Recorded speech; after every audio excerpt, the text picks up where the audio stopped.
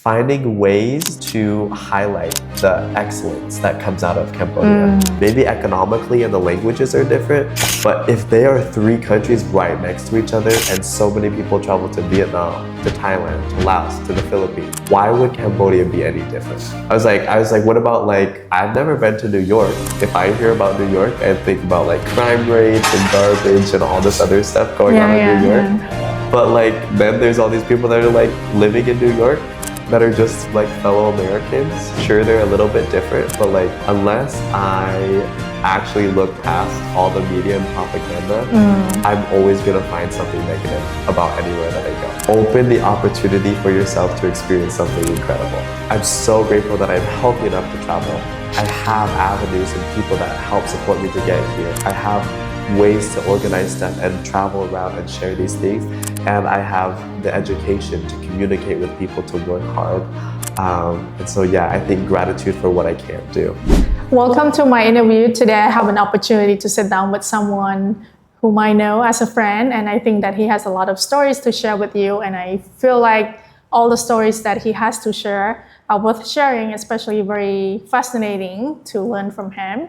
And before we start our conversation, I just want to introduce him to you, who he is. So his name is Sunny Wiseman. He is a university student, humanitarian, and NCAA student athlete with approximately 17 years of competitive swimming experience. He has a strong commitment to humanitarian service in the Kingdom of Cambodia.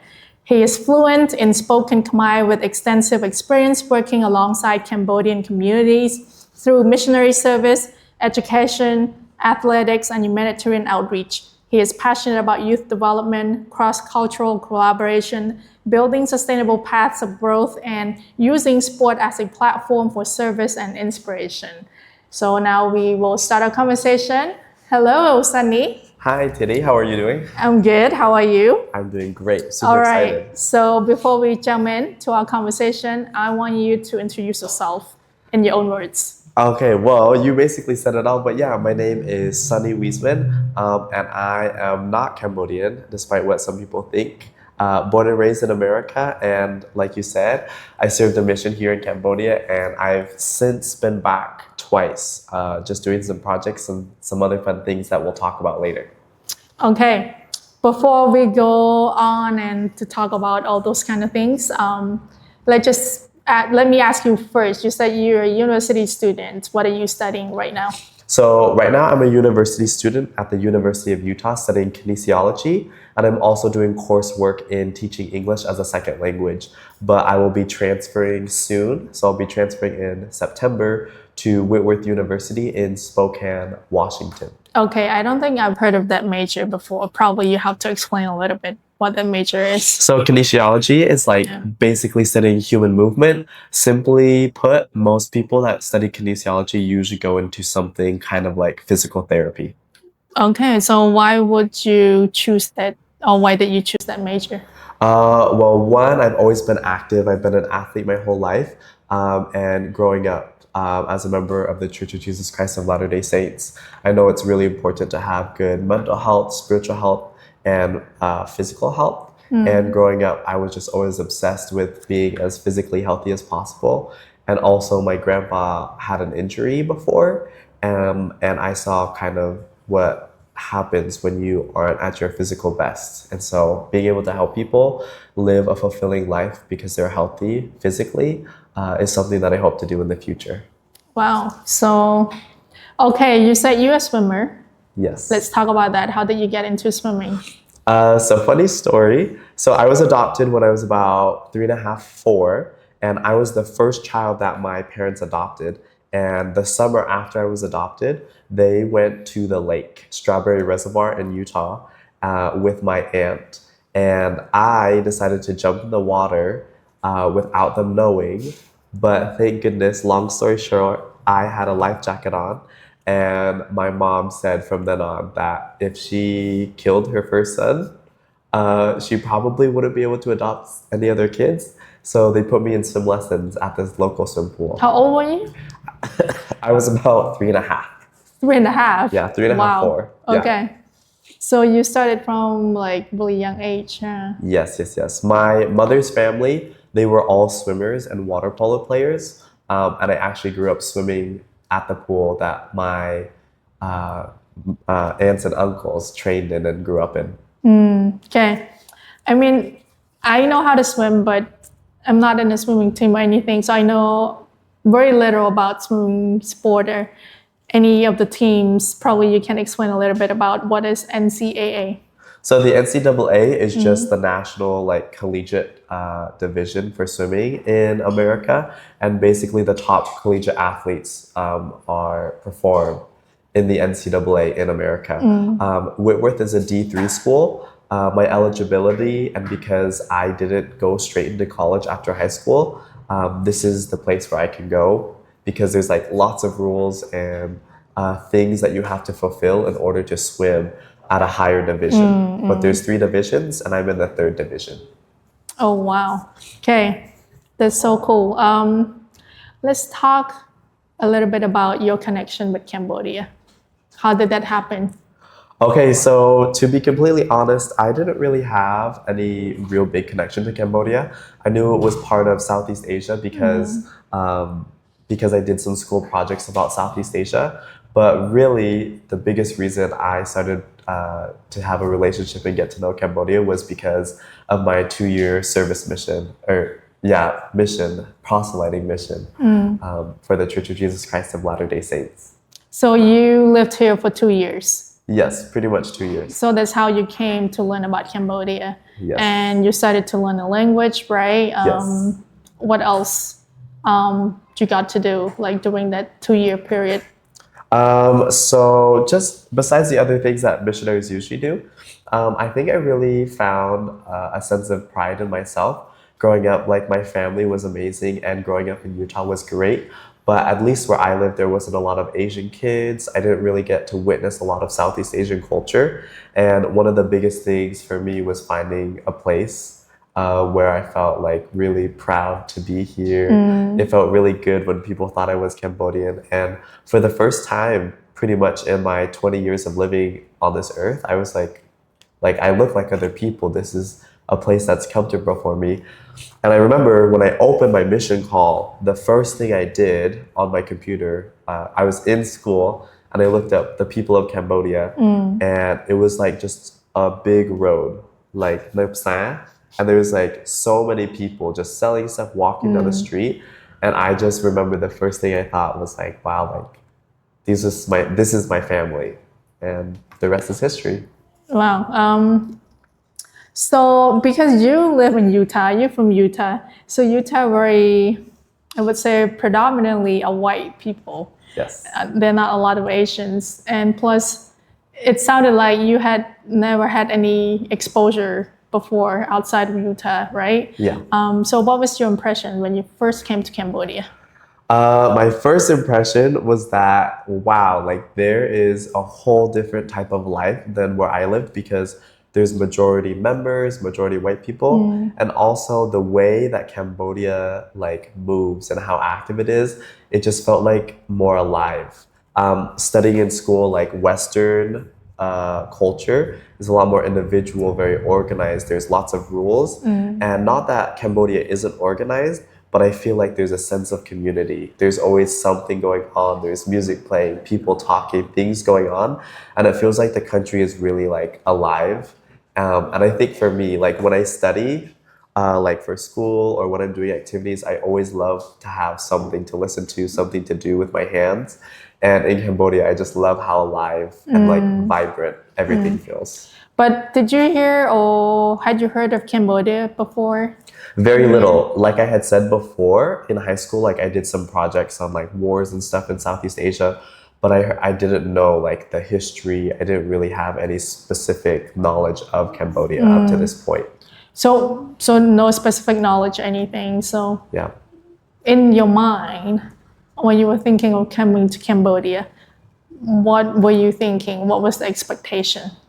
I honestly, because I had never been to a foreign country and I had never been to somewhere out of like I stayed in Utah most of my life. Maybe I travel a week here and there to a different state, but I literally was just excited because one, the community of Cambodian people that I started to get to know once I got my mission call, everybody was so kind, so inviting. And to all the missionaries or people that had lived there before, just had nothing but good things to say about Cambodia. So you like the sense of community, you like the interaction that people have with one another. It's not very individualistic like in America, right? Yeah. You like that aspect of Cambodia. But I'm also wondering, when you first came, Yeah. what were some cultural shocks that you have? I think the first thing, it was like kind of a shock at first, but like the air felt so heavy. It was so humid. But like, I think it was just because I had been in dry Utah the whole time. But after the first week, I felt like I was on like a pool deck. And like I was like, the pool deck is humid and warm. Yeah, And it yeah. just felt like comfortable again. I also, like for the first time in forever, like everyone assumed I was from Cambodia. Like I usually wouldn't talk because I was so shy, but they're like, "Oh, are you Cambodian? Like, Juliet Ake, like, Klaya Bong." And I'd be like, "Susade Bong," and they'd be like, "Wait, you're not Cambodian?" Whereas in America, because my whole family is white, you know, when I'd go out in public, a lot of times they'd be like, "Oh, like, where are you from?" And like they weren't being rude, but like it was those generic questions like, "Oh, like, are you from China? Like, are these really your mom and dad? Where are you from?" And so that was a big shock to where all of a sudden I wasn't a foreigner in someone else's country. I was like their brother in their country with them. And so it was really like strange for me to not have to like keep my guard up in that aspect because they just thought I was Cambodian. And like it was a shock at first, but then it was like, this is really cool. Like they really want to talk to me, they want to get to know me, and I think it gave me more opportunities as a missionary because all the time, if I had a companion who was like white or looked European or American, they would always talk to me first, or that would be their habit, no matter how good their Khmer was. Like I had a companion, he was incredible. He sounded just like a Cambodian person. He studied the language, but he was white as could be. And that was at the beginning of my mission. Yeah. I didn't know any Khmer. And so they'd always talk to me first. And then I just had to always practice because usually with my companions, because most of them were white, they would talk to me first no matter what. Wow, okay. Was it hard at first for you to really adapt to a new place? You know, plus because you first came, you didn't really speak the language, was it hard? I don't know. I think I'm rather outgoing, I'd say, especially because when I was a missionary, that's what I was supposed to be. But like I was super lucky. Like I had during COVID, I rode my bike like 20 miles every day. And so on my mission, That's a lot of biking. riding, yeah, like it wasn't too bad for me on my mission. And like my companions or my friends in my group, like the first couple weeks, they're like, "Oh my gosh, my butt is so sore. Like I'm so tired from biking all the time," but I was okay with that. The food, I wasn't too adventurous, but like I never had any problems. And I remember like the first 6 months, there was people losing so much weight or getting sick from the food or like I want American food. I hate that I am so stereotypical, but I love rice so much. I love the food. It was good. And then like 2 or 3, I guess, I couldn't say enough. Like it was hard, but I was always like, dang, like I'm so excited that I have so much more that I want to say that I have to learn. And I think one, that's just because I don't know my personality. I like a good challenge, but also like I had like again, like I said before, the Cambodian people were so welcoming and they thought I was Cambodian. Like they wanted to hear from me. They wanted me to speak more. And it was just very interesting for me to have people want to talk to me so much. And I just felt very grateful that I was in a spot where I could learn and like have people that wanted me to try. Wow. Okay, you said you like rice, you like Cambodian food. Yes. What are some of your favorites? I would say some of my favorites is like all the saik ang, so like the barbecued meats, or like I know this isn't everyone's favorite, but I really like slaw gakko. Slow. Yeah, like I feel like people say that's kind of like a little bit more for poor people, Yeah. and they put like a lot of vegetables and random stuff in it. But I just I really like it. It's probably my favorite one. What about some local that you like so much? I think one, the flavor, but two, like the memory. I've just had like really good experiences. Like people just serve it to you, and I'm just like, they made this with their heart. It's super good. And then I like that there's always a mix. Like there's certain flavors and ingredients that they put in, but like I feel like everyone makes slogok go a little bit different. Yeah. Or like put a couple different things. So it's fun to kind of see, oh, like my grandmother taught me this, or this is what we had today. This is what you're gonna eat. And so it was always so fun. What else you like besides all the barbecue meats and some local? Slogok go. I like Guitiu, I like Boba, I don't know, I like everything. I'm gonna be completely honest, like for hope, I'm good with that. Like I have eaten everything. I don't think I've tried a single thing where I've been like, I would never try that again. The only thing that I'm a little bit weirded out, but it was good, was like pizza. The first time they Okay. pranked me, and it tastes so bad. It wasn't good at all. Like I don't know where they got it from. But you But knew, then you didn't know, right? It was, yeah, you didn't know. But I Okay. tasted it and I was like, this isn't very good. I was like, this tastes like weird. And they're like, it's dog. And I was like, but I had already eaten some because I didn't want to be rude. But then the second time I got it at like a restaurant, like an actual place that makes it. And we brought it home. And I tried it. It's gonna make me sound like a monster, but it didn't taste that much different than pork. It was actually like kind of a good experience. So you think it's kind of like pork? Yeah, in my opinion, I thought it was Okay, like I've pork. heard from other people say that it tastes kind of like beef to them. Okay. So, okay, that's interesting. You're the first person that said it tastes like pork. Okay, I don't know. I've never had it, so I have no idea. Okay, let's say, what are some things that you didn't like back then? About what specifically? Just in general. For that 2 years, you're like, In that 2 years, I didn't have good experience with that, or some of the things that I wish we could dance. I'm gonna put that out there. I wish we could dance. Like, Okay. on my mission specifically, something happened where like some elders were caught dancing on video, and it just was like not. It was just against the rules, so we were not allowed to dance. And like my New Year or parties, I wanted to dance so bad. I would also say something I didn't like was, I think it's for everyone, but like just having to wear missionary attire for the first year, being all sweaty and gross. Like I had to throw away maybe like 5 or 6 shirts because they were just black. It's so stinky, so gross. Even if I like scrubbed them, I couldn't. well, because it's just so that. hot and you just sweat all the time, so Yeah. it makes sense. I would also sorry to interrupt you again, but I think the last point too is like there's are a couple different cultural differences between how families like are conducted and like kind of gender roles. And so like for me with my American lens, seeing how families and like gender roles play out in Cambodia, it took me a second to kind of understand like, oh no, this is what they're used to. This isn't like sending a negative message or anything. This is just their culture compared to my culture too. Can you give me some examples about that? For example, at least like in one of my first areas in Siamia, we'd have member meals. And I remember one of my companions, like I would ask like, can't they come eat with us? Like some of the women in the house or some of the children. And they'd say like, no, like they can't eat with us right now. They're gonna eat later. And I just thought that was really interesting because they let like either the older people or like, at least in my experience, they usually let the men eat with the elders first. And then after the other people would eat. Whereas I was like, why don't we all eat together? Stuff like that.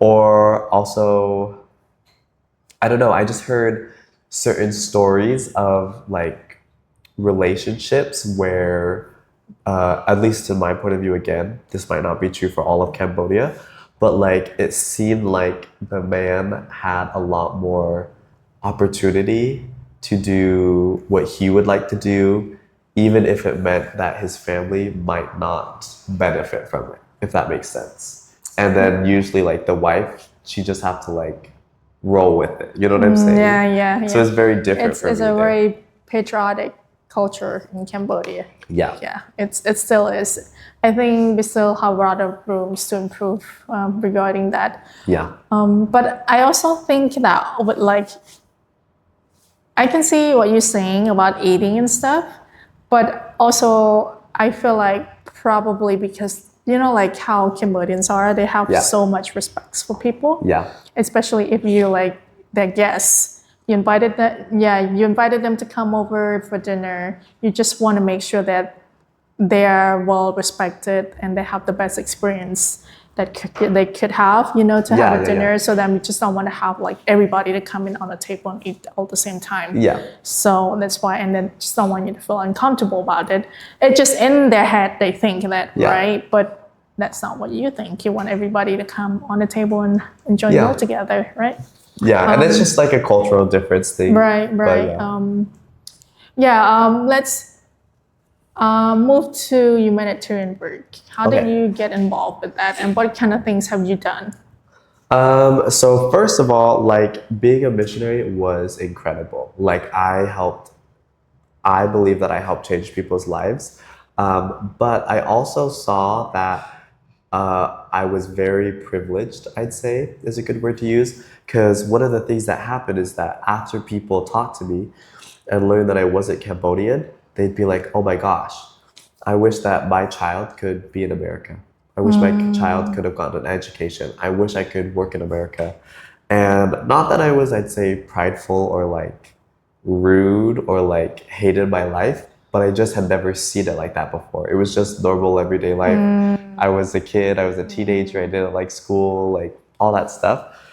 And during my mission, it really helped me realize that I have so many good opportunities, so many tools that have helped me and put me in a position to help people. It would be a crime to not help and come back and use those skills. And I remember on my mission, like at the end of it, they usually have you plan about like school, marriage, getting back into regular life, jobs and stuff like that. And I think those are all great things. And I love when people like just keep going on. But when I honestly took a look at my life and what I could do and what I wanted to do, I don't think it would have sat well with me. I know it wouldn't have if I would have just gone back to America and, gotten education, gotten married, and just stayed in America and been like, oh yeah, Cambodia was great, but I've never been back since. I didn't want to live my life in that way. I mean, for other people, they love it. Like some of my friends already married, have kids, which is wonderful for them. They're doing amazing. But at least for me and myself, I was just like, I see so much of myself and I feel so connected and I feel so much love and I have so many skills that I'm so lucky to have. Like I want to give back if I can. I'm gonna go back because I want to. And God's plan, I don't know what my purpose is still, but I know I'm in the right place right now. Probably just give a little bit of context about missionary work because not everybody is familiar with that. We just have to, maybe just briefly talk about it. Okay, yeah. What missionary So work for is. proselyting missionaries in the Church of Jesus Christ of Latter-day Saints, our main goal is to just teach people about Jesus Christ so then they can make a clear choice on whether they want to follow Jesus Christ's teachings. So we're not really allowed to like give them monetary things or food or stuff like that. We just mainly teach and share about the gospel.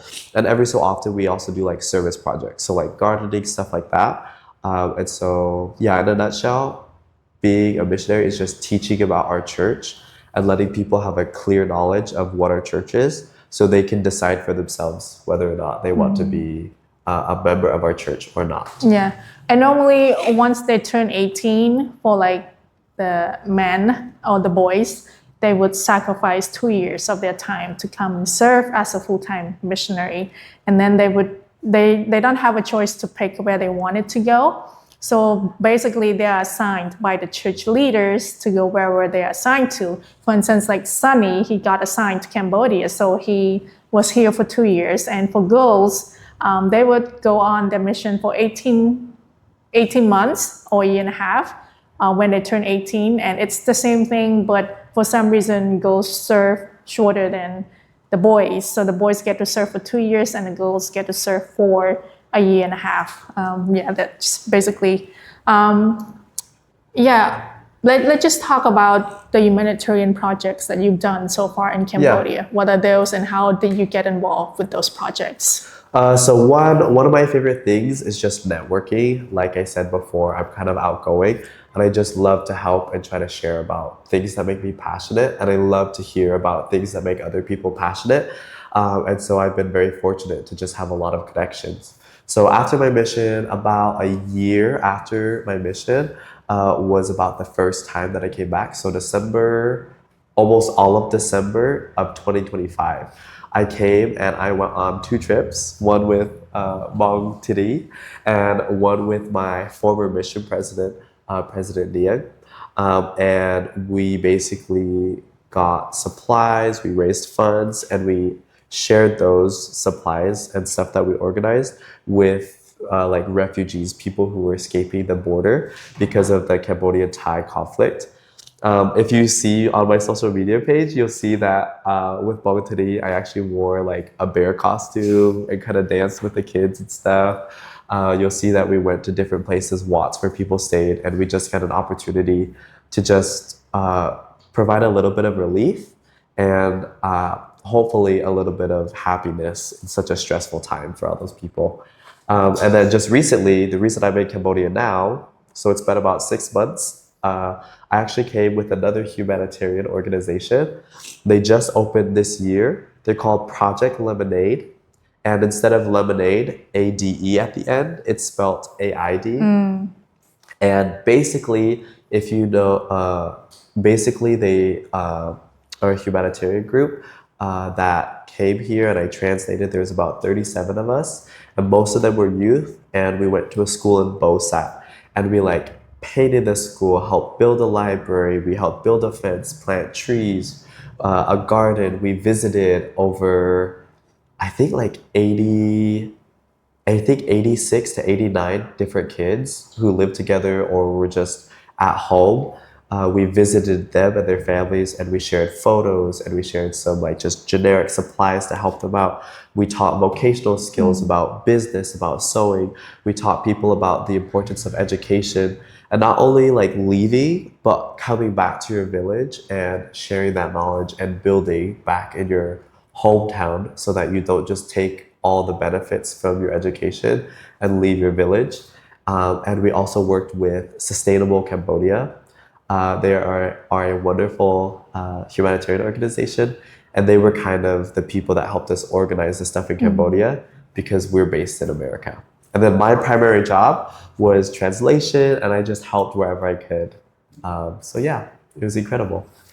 Yeah, you not well. He didn't mention about him last year during the second time when we had the conflict with Thailand. He was able to raise quite a bit of money. How much money did you raise? You have to mention that too. I raised approximately $1,000 just with people that I knew in my community in Utah, and lots of good friends. Yeah, it was a lot of money to me. I feel like $1,000. That was a lot of money for someone at his age. You know, he was able to raise that much money to come to Cambodia and to really help with the displaced people. I feel like that was really, you know, like once again, he lives in America. He doesn't have to worry about it, but you know, like good for him that he had such a good heart. He wanted to help Cambodia. He would just went out and talk to friends about it, and was able to get the fund and came here. And yeah, you did a project and you helped quite a bit of people, especially those that were displaced and had to flee their home. Thank you know, but all these projects that you've done, you've seen a lot with the displaced people and with other people out in the country, you know, in the villages and stuff like that. I'm just wondering, so far, with all the things that you've seen and you experienced, what kind of things have you learned or you observed? I think I think it's just an ongoing lesson, but like gratitude. I feel like that's a little cliche to say, but I'm just not grateful for what I have, but grateful for what I can do. Like, I feel like a lot of people are like, oh, like I see poor people or people going through war, and I'm so grateful that I don't have to deal with that. But because I've had a chance and I've been so fortunate and so blessed to like fly 8,000 miles, earn so much money, help organize these things with teams, I'm just in awe that like like you said, I'm just a 22-year-old student from Utah, and it's just I'm so grateful that I'm healthy enough to travel. I have avenues and people that help support me to get here. I have ways to organize stuff and travel around and share these things, and I have the education to communicate with people, to work hard. And so yeah, I think gratitude for what I can do.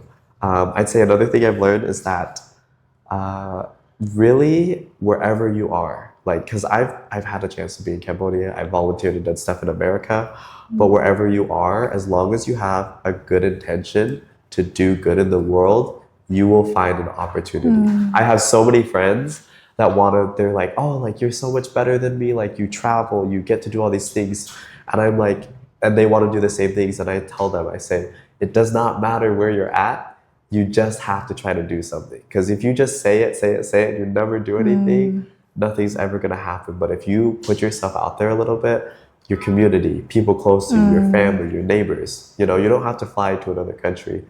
There are so many opportunities for you to serve and help other people. Wow. I like that how you said that you can just serve, you know, in whatever capacity that you can. You don't have to be rich to serve people, but you can find different ways. Like Sunny said, you know, in whatever ability that you could do, just try to help people around you. You know, when you were a missionary for 2 years, you basically lived by the rules that they had for you. But when you were not a missionary, now that you pretty much have the freedom to do whatever you wanted to in Cambodia, I'm just wondering if anything else that you have learned after your mission that you didn't get to learn while you were a missionary because you didn't have that opportunity to expose. Okay, that's interesting. I think the biggest thing I'm learning right now is just like the language gap. I do think I'm very fortunate that I like know enough Khmer to understand, but like I was really teaching the same things, like the same conversations every single day, which wasn't bad. It was great. I loved them and I could express myself. But having this opportunity to like work in humanitarian work, go to different villages, I get to train with Cambodian people as a swimmer. It's just so crazy all the different like ways language is used, and like not that I thought I knew it all, but I thought I was comfortable enough. But I just love how humbling it is to come back and have these new experiences, be in these new situations that maybe as a missionary I wouldn't be in because you know that's just not my purpose at the time. And to see how much language is involved and how much I can still learn. So what else about the Cambodian people that you are learning now that you didn't get to learn before? I truly, truly, truly think Cambodia's like sense of community and unity is like top notch. Like literally, anywhere you go, people will help you. Like sometimes I visit members or like I have friends or like people on the street. I'm like, I don't think I would ever have anyone help me this much or treat me this much or talk to me this way in America. Not that Americans are rude or anything, but I'm just like, they genuinely want to help you. If you are a good, kind person in their community, they would literally give you anything. Like, I'm not joking. Like, I have plenty of money, I have like everything I need, but like, people like want to pay for meals or give me gifts or all these other things, and they show me their families and they're so proud to show me all these things, and I'm like, I just met you like a couple of days ago. Why are you so warm to me right now? Like I said before, like Cambodia's sense of community and wanting to like welcome you is just I haven't traveled to many countries, but I truly feel like there's not a country that has this sense of unity and community like that. What are some things you would say to someone who has no idea about Cambodia? I'd say if you don't like hot, humid weather, probably not the place for you. Second thing is, I'd say please, please, please, just if you have a chance to go, go. Whether you know Cambodian, whether you have any connections, whether you can or not, just go. It's such a small country. There's so many cool things to do. And it's just, Like, if I could bottle the feeling that I have about Cambodia and sell it, I'd be a billionaire. I'd be a trillionaire because I always feel so full. I feel so warm. I feel so welcome. And of course, like I'm doing good things and stuff, but I swear if I was just a new tourist here, it would be the same. Like, just open the opportunity for yourself to experience something incredible. You know what I'm saying? Yeah, totally. Um, like recently, or these days with Cambodia, like if you are someone who doesn't know much about Cambodia, or you've had no idea about Cambodia, and then you were thinking about visiting Cambodia, but then you go online, you see all these reviews, Scambodia, all this news about Cambodia. I don't blame them, but if I were one of them, I would say, I'm not so sure if I wanted to go there or not. It doesn't sound safe to me. Yeah. How would you tell people? Well, I would probably compare it, like, not that they're similar, like super similar, but I was like, so many people travel to Vietnam and Thailand, and they're all right next to each other. And I would probably ask them, I'd say, really think about it. Maybe economically and the languages are different, but if they are three countries right next to each other, and so many people travel to Vietnam, to Thailand, to Laos, to the Philippines, why would Cambodia be any different? I was like, what about like, I've never been to New York, but like, if I hear about New York, I think about like crime rates and garbage and all this other stuff going on in New York. Yeah. But like, then there's all these people that are like living in New York that are just like fellow Americans. Sure, they're a little bit different, but like, unless I actually look past all the media and propaganda, I'm always gonna find something negative about anywhere that I go. So that's probably what I would like to say, because I hear people all the time. I went to Vietnam, it was amazing. I went to Thailand, it was amazing. And I'm like, what about Cambodia? They're like, I don't know about Cambodia. I'm like, what? Why? Like, you didn't even give it a chance, and you had such a good experience in Thailand and Vietnam. Why do you think this random country, out of all other countries, would just be like not worthy of you to go to? You know what I'm saying? Or they might say, well, I don't know if it's safe to go.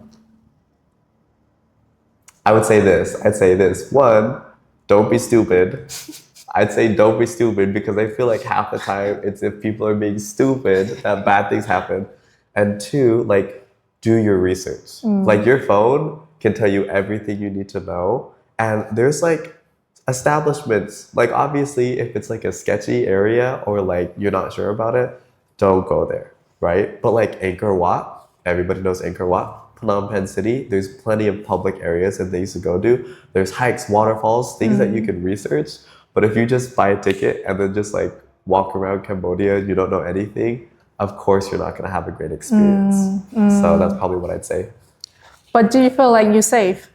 Oh, 100%. You feel safe. I'm so safe. I'm so safe. Again, like I said, don't be stupid. Oh, if it's midnight and you're out partying and you're drunk, or like you are kind of with shady people, of course, not good things are going to happen. But for me, I haven't done any of those things. I haven't been affiliated with any of that. Nothing bad has happened. I've only had good experiences.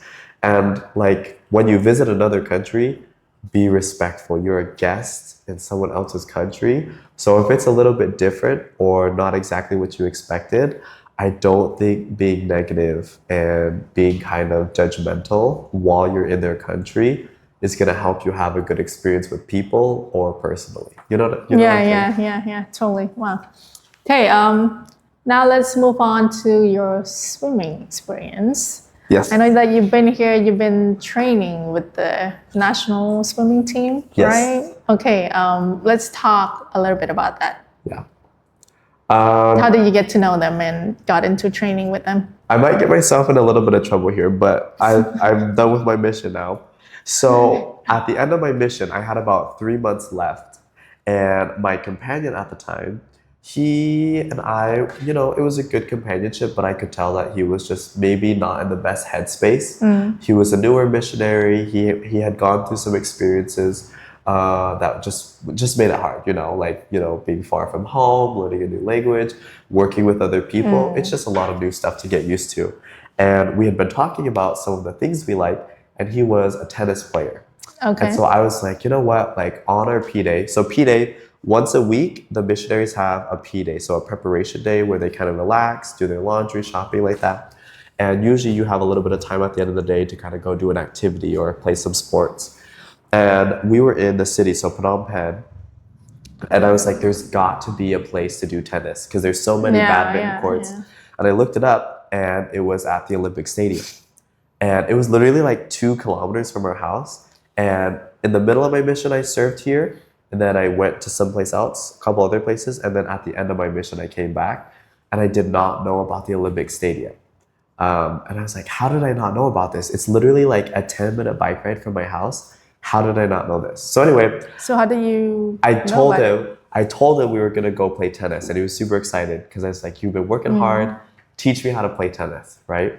So basically, we went. Long story short, the tennis courts were closed, and right next to the tennis courts is the pool. Except the way the building is, you can't tell it's the pool. There's no sign. You can't see the pool. You have to walk in a building.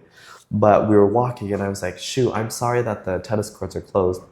But as we were walking down, we smelt the pool. I was like mind blown. Because for 2 years on your mission, if you don't know this, on your mission, you're not allowed to like walk on a beach. You're not allowed to swim. You're not allowed to like anything aquatic. You are very restricted. Very restricted, like nothing. And my life before the mission, swimming, 24/7. So like it was like I was having withdrawals, smelling the chlorine. Yeah. And I'll have to tell people this later. Long story short, I broke into the pool. You did? Technically, the door said don't go in. But you did go in. But I went in. And when I went in, this old lady who was like kind of doing some stuff, moving some supplies, she's like, "What are you doing here?" I was like, "Oh my gosh, I'm sorry. Like, I didn't mean to like break in, even though I did." And she's Technically, like, you had to pay to go in, right? "Actually, no. Monday morning, it's closed and the national team is training." Okay. So I'm in there and she's like, "What are you here for?" And I was like, "Oh my gosh, I'm so sorry. Like, Grandma, I'm so sorry. Like, I didn't mean to break in. Like, I did, but like, please forgive me. Like, I'll go if you want. Please, I don't want to get in trouble." She's like, "Oh, the pool's up that way." And she directed me to the pool with my companion. And Elder Olson was like, "I don't know." So I walk up and basically I get up to the deck and a lady who her daughter is training at that time. And she directed me to the Olympic coach. And he's sitting like just a regular Joe Schmo. He's sitting like looking at his papers across the deck. And I'm like, she's like, "Go talk to him." And I was like, wait a second, just go talk to him. In America, like the Olympic Training Center, you have to get like recommended. You have to have like a pass, credentials. Oh, wow. You can't like, unless you're like touring the facility, you can't just like walk in and talk to coaches. So it's like, I walked in here 10 minutes ago because I broke in and now I get to go talk to the national coach. It was crazy. I swear, we did not plan this. I was wearing a gray shirt and on the front, it said USA in big letters. Oh. And guess what was on the bottom? What? It was the Olympic ring. And then my companion, he had a red shirt on and it said USA right here, and underneath it, it said, you guys it had didn't the plan that. Olympic rings and it said tennis. Okay. So we looked like we were Olympic athletes, right? We were in our clothes ready to play tennis. And anyway, we walk over to him and I talk to him and I'm like, "Hey, like, sorry, like, I just wanted to see the pool." He told us the pool was closed because the national team had just gotten done with training. It was opening in the afternoon. And basically I told him, sorry, that I was from America. And he looked at me and he's like, "You from America?" You don't look. He's like, "You don't look American." Yeah, and he's like, "How do you know American. Khmer?" And I was like, told him I was a missionary. And he's like, "Yeah, whatever." I showed him my results because he gave me his phone. He's like, "If you're actually a swimmer, go into this database and show me your results." My very last competition before my meet was the biggest competition I've ever competed at, which was the USA Junior Summer National Championship. The only competition faster than this, to my knowledge, is Olympic trials or nationals. Whoa, okay. Wow, right? you're good. So I show him and he looks at it and he's like, his jaw drops. He looks at me, he gives his phone. So he's got a swimmer next to him that came to like see what was going on. Gave the phone to the swimmer. The swimmer was like, "Oh, shoot." But he didn't say, "Oh, shoot." And he runs over and shows his friends, and the coach is like, why don't you go sit back over there, some tables in the back. And he's like, I need to grab something for you. So he walks up the stands into this office building that's like the announcement booth, and we sit at the table. And while we're sitting there and he's grabbing his stuff, the kids are all like gathering around the phone and they're like looking back and forth like, between me.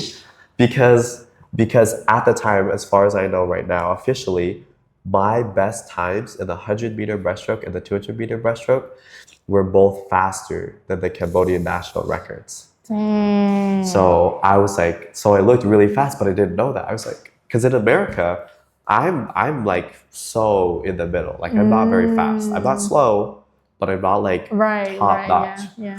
And so he comes back with this huge binder and he like plops it on the table and he opens it up to this page and he's like, these are our time standards. This is what you have to be able to swim for our team. And I looked at it. All my main events, I was faster than what they needed. Whoa. And so he's like, if you can come swim for us, we'd love it. But at that point, I still had about 4 months in my mission. I was like, thank you, Lokru. But like, I can't accept this. Like, I can't swim. He's like, no, you can't come tonight. I was like, no, like, I am a missionary. It's not allowed. And he gave me his card. I actually still have it in my wallet, his card that he gave me with his contact information. And then after my mission, kept in contact, came back in December of 2025, swam with them for the first time. And then now, after I was in BOSAT for about a week and a half, I've been training with the national team again. Wow. So I guess breaking the rules as a missionary is not good, but in this case... That's okay. You didn't do anything terrible. Yeah. So that's acceptable. So, thank you. Exceptional. I didn't swim. Let me set that for the record. My companion you didn't swim. Okay. I didn't swim. Okay. You also mentioned to me that you want to get involved more with the team. Oh, yes. And you want to represent Cambodia in a way. That is literally one of my biggest dreams right now. So I technically can swim for the Cambodian Federation. But the last thing, to my knowledge, people can fact check me, I might be wrong, but to my knowledge, up to this point, all that I need is my citizenship. If I become a Cambodian citizen or get like my passport, a Cambodian passport, I can represent Cambodia internationally. At the next SEA Games, at the next Olympics, I just have to keep swimming fast enough. Yeah. And one of the things, it's been a dream of mine forever to compete at the Olympics and represent a country internationally. But now with all the work that I've done, like seeing as a missionary, as a humanitarian, like this is such a good platform for me to be able to get publicity and to advertise and to show people like there is somebody out there that cares for you. Mm-hmm. There's somebody out there from another country that wants to represent you, that wants to build a brand helping people. And I've seen the good that athletes can do, and I see the wasted potential that athletes have.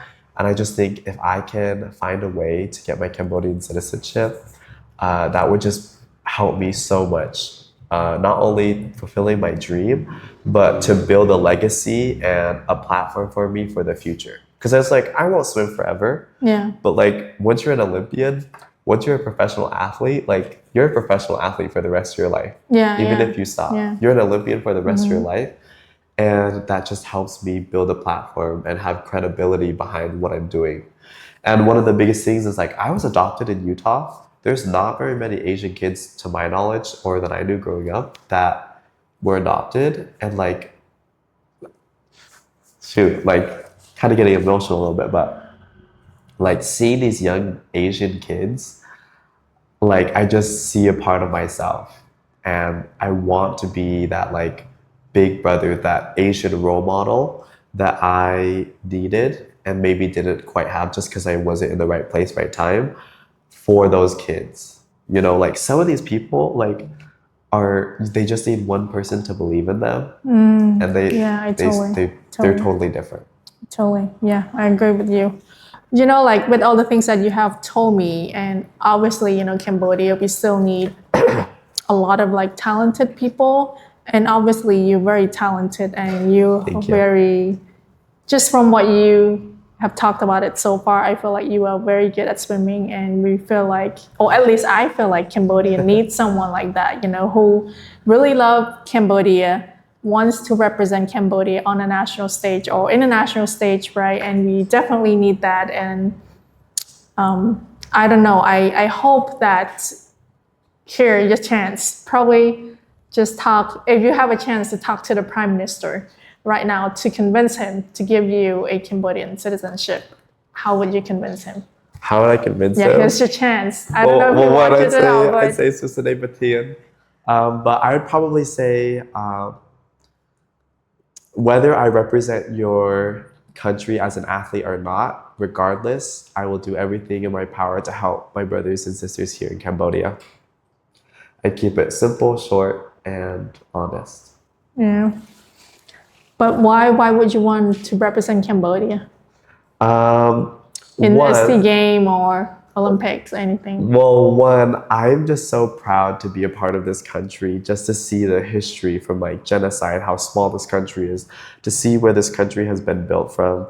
And two, America is incredible. All of my best gifts and opportunities and education has come from America. And so it's so competitive. I don't think if I was just American, I'd ever go to the Olympics or have this opportunity. And I love this quote that says, the opportunity of a lifetime has to be taken in the lifetime of the opportunity. And I love that quote so much. And being in a place where people welcome me and say that I'm allowed to, I didn't just barge in here and say, I want to represent Cambodia. Like, they welcomed me and said, we want you to be part of Cambodia. I feel like that's an opportunity that I don't want to waste. I want to try everything that I can to take this opportunity to build it and just add to something that's already so great and make it even better. Wow. I like how you said it's already so great, but make it even better. Thank you. Yeah, I don't know if you're watching this, please consider him, and that would mean the world to him and also to Cambodia. Also, I wanted you to talk about Cambodia as a whole from your perspective. I don't know, probably from the sports, because you're more professional on the sports, or you know more about the sports, or anything in general. You feel like Cambodia has improved on that, and or what kind of things that you feel like Cambodia needs to be better? Right now, like I said before, it's all very interconnected. I love the community. Like, I kid you not, like everybody knows everyone. Like, from Battambang to Phnom Penh to Sihanouk to like Kirinom, like everybody knows somebody somewhere in Cambodia, and I love that. Like, they love to support each other. The biggest thing right now I think that could help improve that I have been thinking about is I want Cambodian athletes to have an opportunity to train in other places, to see the world a little bit. Because I train right now with the national team, and a lot of them are very young. Like, there are a couple 22, 24-year-olds that are around my age, but a lot of them are still in high school or even grade school. And when I train with them, they love to train as best as they can. But I've seen, at least in my experience, when I come, it's gonna sound a little like I'm tooting my horn, but I'm usually the fastest one there. I'm usually leading, I'm usually beating them, and I see them like rise to the occasion. They love to race me, they love to push harder. But I notice, like, when I leave, usually they go back to their old habits and they don't really have this view of the world. They say, oh, I'm in Cambodia, I have to train like Cambodia. Whereas like some of these kids that are foreigners that are from like the Netherlands, from France, other places, they've seen how incredible the world is, and they come and they have this fire and this drive. And I wish that Cambodia gave athletes more opportunities to choose sport and to see what it's like in other countries. It's really heartbreaking because there's this one family that I know, I'm not going to reveal who they are just out of respect for them, but I was talking to him and he's like, school's so hard, I have to pay for school. He's like, swimming so hard, I'm exhausted all the time. And he's like, I get sick often. And I was like, why don't you just take like a couple days off? Or like for Balong or like Batu. He's like, I'm really stressed out about it. But he's like, I can't take a break from swim. And I'm like, I feel like that's okay to take a break from Right, swim because you need to focus on your Yeah. education. And he's Yeah. like, well, it's in my like contract. As an athlete on the national team, they are required to be there. And with that requirement, they actually earn some money. Interesting.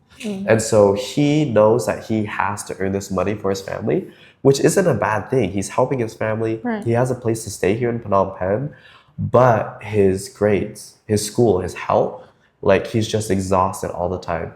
He can't catch up in school because he has to be at the pool at 5 o'clock in the morning, 5 o'clock p.m.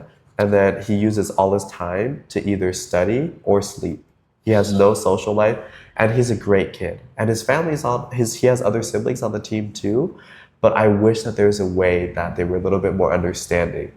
They're still kids. They still deserve a childhood. They still deserve to get an education because, yes, it's a great life in Cambodia being a professional athlete, but it's not sustainable. Like none of them stay professional athletes past like 25. And then at that point, if their grades weren't good, if they're exhausted, if their health is bad, it's just so difficult for them.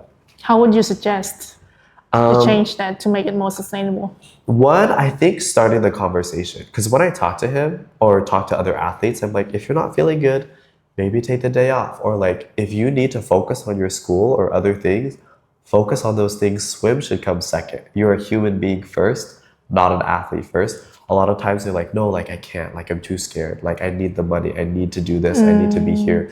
They're gonna mongi knyom if I'm not there. And start the conversation that like, if you tell them honestly what's going on, I'm sure like 90% of the time, they will let you have an opportunity to keep going or like to take a small break, do what needs to be done and get good grades, help your family without having to worry about losing your salary.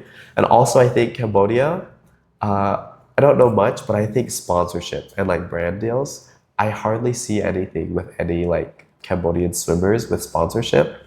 And I'm sure if we could get like a scholarship program or something with branding, it would make it just so much easier financially for the government and for the athletes. Do you think because they're not that good enough to really, for any brands to really sponsor them? I think one, they need to reach out, and two, they're getting better, but yeah, they're not quite on that world level, that international level to get attention. But again, they're so busy, they're so exhausted, they school exhausted, like earning money for their family. It's really hard for them to perform at these elite levels to get to this point if they have no example, if they have no resources, or if they're just exhausted all the time. Yeah. Okay. Wow, that's interesting. Okay. Two more things, then I'll let you go. The second to last is that what would some things that from your perspective, well, people might say that, oh, you're not that experienced enough, like you're just only 22-year-old kid, but at least you have a different perspective about Cambodia, right? Yeah. So from your knowledge about Cambodia and with this outside perspective, what do you think that Cambodia needs to improve on or needs the most? Right now, at least just kind of with the conflicts and stuff that's going on in the world, overall, I just wish more people would share positive, good messages about Cambodia. Because like with the Thailand conflict and stuff, I just feel like there's a lot of media about Cambodia that's so mixed and so one-sided. It's very hard for people to want to support or see Cambodia or even have them in the media because they're kind of negative about it. I would also say just finding ways to highlight the excellence that comes out of Cambodia. Like we know people like chefs, runners, athletes, kids, adults, like we know so many people that are incredible, but like they hardly get any recognition. And some incredible art, some incredible people, incredible minds are coming from Cambodia, but there's just nobody sharing about it, nobody who cares about Cambodia. And like, I want to do my best to start sharing more about these people, but we need people to be invested or at least share a little bit of their time so that Cambodia gets a little bit more recognition instead of this little back of the row country in Southeast Asia. Okay. I think I agree with you that we have a lot of talented people in Cambodia, but once is that the way they tell the stories. Probably we need to know how to tell our stories better. Yeah. Too, and yeah, we obviously, whether you're talented or not, but if nobody knows about you, then it's really hard to really accelerate, right? Yeah. Recognition is also a key to really, help them to be more, I would say, to be more talented and to improve themselves, right? Yes. Okay, last words. Last words for me? Yeah. One, if you don't know about Cambodia, please look up their history. They have such an incredible and interesting, heartbreaking history that I think the world needs to know about because we don't want things like genocide to happen again. Two, I'd say if you have an opportunity to help or serve in your community, just look for the opportunity. Talk to people, have that intention, because I promise you 100%, if you just want to help people and you actually start talking about it and putting yourself in places where you can help so many more people than you could have ever imagined. And lastly, if you are Cambodian and I ever see you out there, I hope that we meet and that I can continue helping serve you and your country for many years to come. Thank you so much. Well, thank you, Sunny, for today, especially for all the things that you shared or have shared. And I hope that people out there who listen to this will be able to learn things from him. And I think one of the biggest thing I learned out of this conversation is about really service, how to be more serving, and caring for people. Because, like he said, we all interconnected. The only way that we can become better or finding ourselves to be better is by going out and serving other people, especially if you feel like you are privileged and you have more opportunities than other people. Probably try to find ways to create more opportunities for those people who are not privileged like you, and really to think outside of the box, to think about what can I do, in my ability or capability that I have to really help people around me, like my brothers and sisters. And we are grateful for your time, and I'm so grateful for Sunny again. And Thank you for having me. yeah, thanks for coming on today. So yeah. Bye guys.